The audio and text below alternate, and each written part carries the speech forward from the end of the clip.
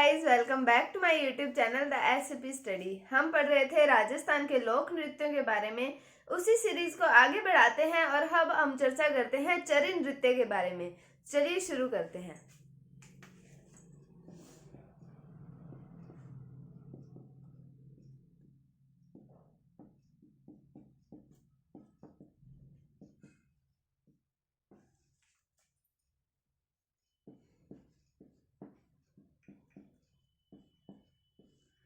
तो चरी नृत्य जो है ये अजमेर वाले क्षेत्र में किया जाता है। कहाँ किया जाता है? अजमेर वाले क्षेत्र में किया जाता है।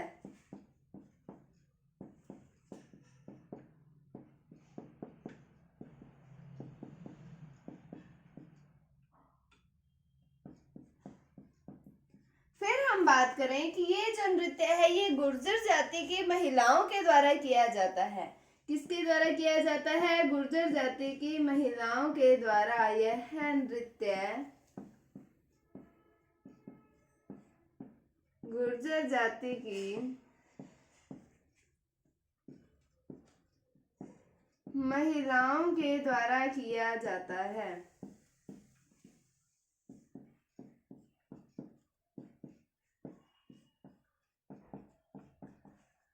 अब इस नृत्य में क्या होता है कि महिलाओं के द्वारा किया जाता है, तो होगी तो महिला इस नृत्य के अंदर। तो जो महिला होती है वो चरी यानी कि एक मटके नुमा संरचना होती है, एक वस्तु होती है, मतलब एक तरीके का मटका ही होता है। उसके अंदर आग जगाकर उसे अपने सर पर रखकर नृत्य करती है, तो वो होता है चरी नृत्य।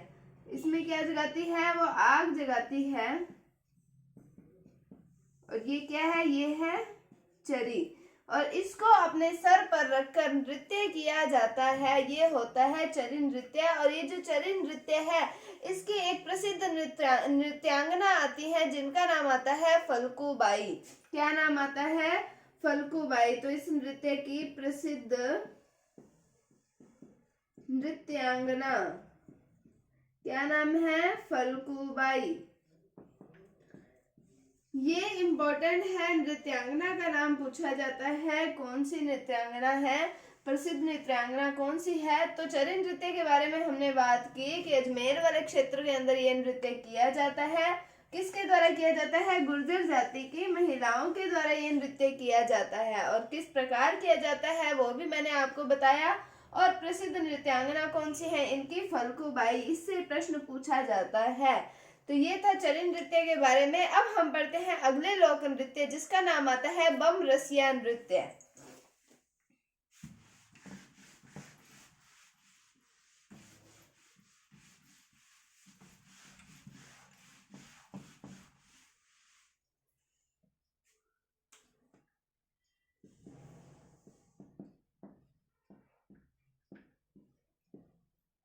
क्या नाम आता है नृत्य का? बम रसिया नृत्य। ये नृत्य जो है सर्वाधिक किया जाता है भरतपुर वाले क्षेत्र में, उससे कम किया जाता है अलवर वाले क्षेत्र में, और उससे कम किया जाता है धौलपुर वाले क्षेत्र में। यानी कि सर्वाधिक हमें कहाँ देखने को मिलता है ये नृत्य? भरतपुर वाले क्षेत्र में। तो हम ये कह सकते हैं कि भरतपुर, अलवर और धौलपुर वाले क्षेत्र में किया जाता है।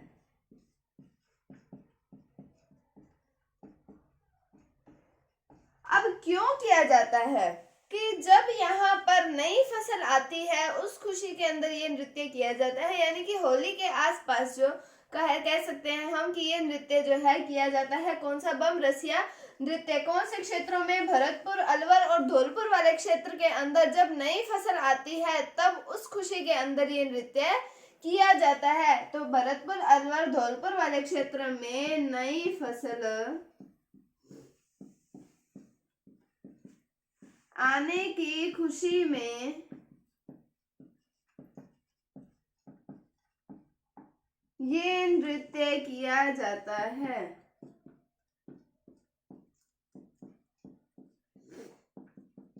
उसके बाद में हम बात करें कि इसका नाम बम रसिया कैसे पड़ा, इसको क्यों बम रसिया कहते हैं। तो इसमें बम का मतलब होता है नगाड़ा। क्या मतलब होता है? नगाड़ा। अब नगाड़े के साथ गाए जाएंगे गीत या गायन, कुछ भी गाया जाएगा तो उसे कहा जाता है रसिया। तो रसिया का क्या मतलब हुआ? गीत या गायन। तो ये था बम रसिया का मतलब कि इसे बम रसिया क्यों कहा जाता है, क्योंकि इसमें नगाड़े के साथ, नगाड़ा वाद्य यंत्र के साथ गीत गाए जाते हैं, इसलिए इस नृत्य को कहा जाता है बम रसिया। तो भरतपुर, अलवर, धौलपुर वाले क्षेत्र में क्यों किया जाता है ये नृत्य? नई फसल आने की खुशी के अंदर, यानी कि होली के आसपास हम कह सकते हैं कि ये नृत्य किया जाता है।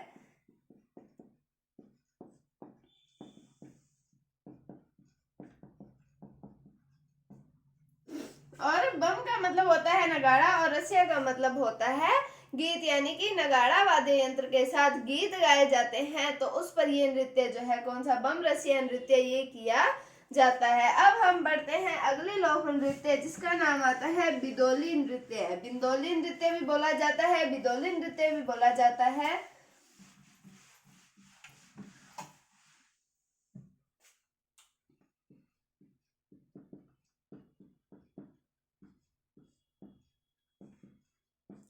अब बिंदोली नृत्य की बात करें तो ये नृत्य जो है ये झालावाड़ वाले क्षेत्र में किया जाता है। कहाँ पर किया जाता है? झालावाड़ वाले क्षेत्र में किया जाता है।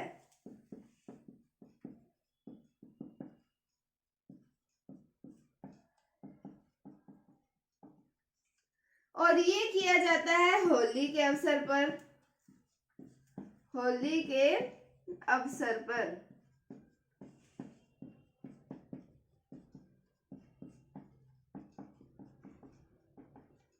तो कौन सा नृत्य पढ़ा हमने? बिंदोली नृत्य झालावाड़ वाले क्षेत्र में किया जाता है और होली के अवसर पर यह नृत्य जो है वो किया जाता है।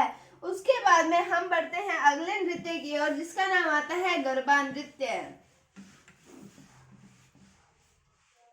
एक गरबा जो है वो गुजरात का भी फेमस है और एक गरबा नृत्य जो आता है वो हमारे राजस्थान का भी लोक नृत्य है, यानी कि फोक डांस है।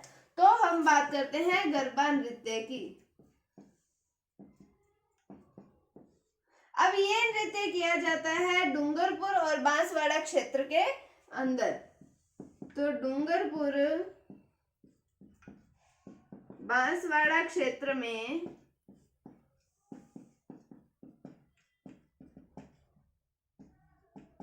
किया जाता है। कहाँ पर किया जाता है? डूंगरपुर बांसवाड़ा क्षेत्र के अंदर ये नृत्य जो है, कौन सा? गरबा नृत्य, ये किया जाता है। और ये नृत्य किया जाता है होली के अवसर पर।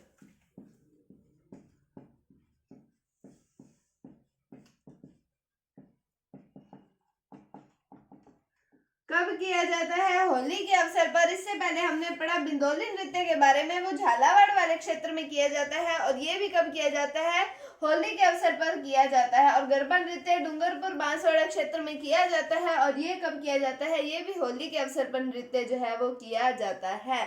तो ये था आज के हमने पढ़ा चरी नृत्य, बम रसिया नृत्य, बिंदोली नृत्य और गरबा नृत्य के बारे में। अब हम कल से पढ़ेंगे भीलों के जो नृत्य आते हैं, जनजातीय नृत्यों के बारे में हम कल से पढ़ेंगे। आज हम थोड़ा सा पढ़ लेते हैं कि भीलों के प्रसिद्ध नृत्य, उनके द्वारा किए जाने वाले नृत्य कौन कौन से हैं, उनकी चर्चा हम कल करेंगे।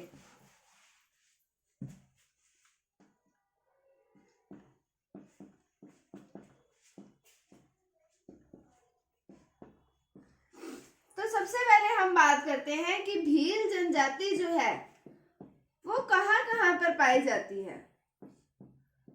तो भील जनजाति जो है ये उदयपुर, डूंगरपुर, बांसवाड़ा, चित्तौड़गढ़,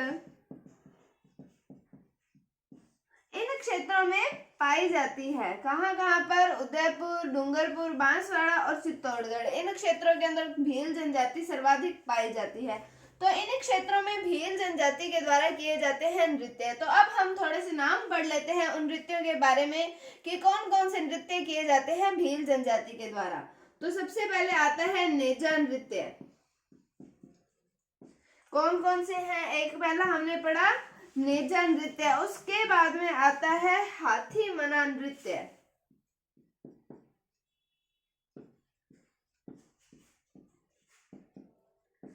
फिर बात करें हम गैर नृत्य,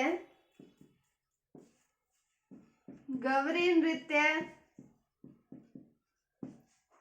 युद्ध नृत्य, द्विचक्री नृत्य,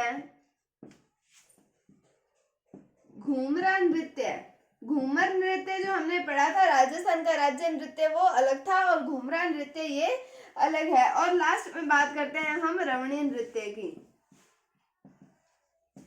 तो इन नृत्यों की चर्चा हम कल करेंगे। तो भीलों के नृत्य कौन कौन से हैं तो ये आप थोड़ा सा देख लीजिएगा कि नेजर नृत्य, हाथीमड़ा नृत्य, गैर नृत्य, गौरी नृत्य, युद्ध नृत्य, द्विचक्री, घूमरा और रमणी नृत्य। तो ये नृत्य किए जाते हैं भील जनजाति के द्वारा। हम इसका वर्णन कल करेंगे। उम्मीद है आपको आज का टॉपिक समझ आया होगा। अगर आपको इसमें कोई भी डाउट है तो आप कमेंट सेक्शन में पूछ सकते हैं। अगर आपको वीडियो थोड़ी सी भी अच्छी लगी है तो इसे लाइक कीजिए, शेयर कीजिए, चैनल पर नए हैं तो इसे सब्सक्राइब जरूर कीजिए। Thank you, thanks for watching, bye bye.